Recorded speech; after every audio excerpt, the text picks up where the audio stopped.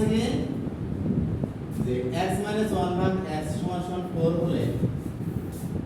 x ভাগ কত আছে x² + x - 1 এর মান কত হবে এটা খেয়াল করো প্রথমে হলে দেওয়া আছে কি লিখব দেওয়া আছে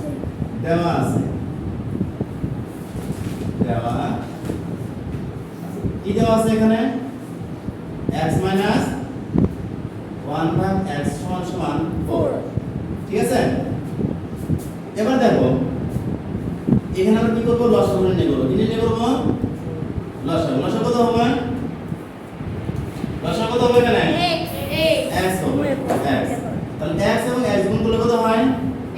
x স্কয়ার মাইনাস x দ্বারা x এ ভাগ করলে কত হয় x দ্বারা আমরা x এ ভাগ করব কত হবে 1 হবে তাহলে 1 দ্বারা 1 কে গুণ করি 1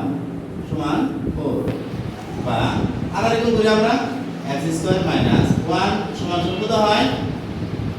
কত হয় 4 এটুকু হয় এবার লিখব প্রদত্ত রাশি কি লিখব প্রদত্ত রাশি প্রদত্ত মানে যা দেওয়া আছে হ্যাঁ প্রদত্ত রাশি প্রদত্ত দেওয়া কি আছে এখানে x ভাগ x square plus x minus 1 দেখো